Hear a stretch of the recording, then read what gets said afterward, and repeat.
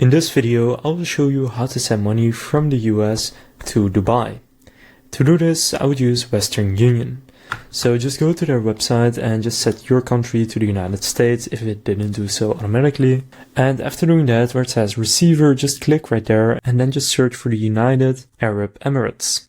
Now you can choose how much you would like to transfer, for example $70, and then click on Start Now.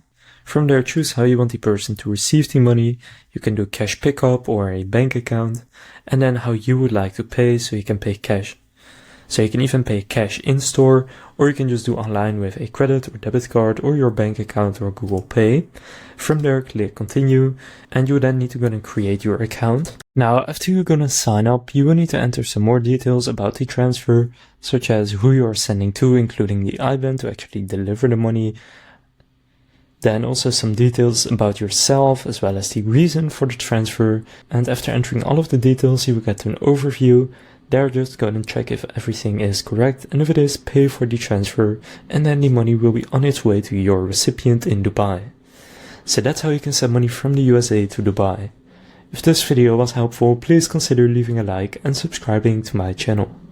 With that being said, I will see you in the next video.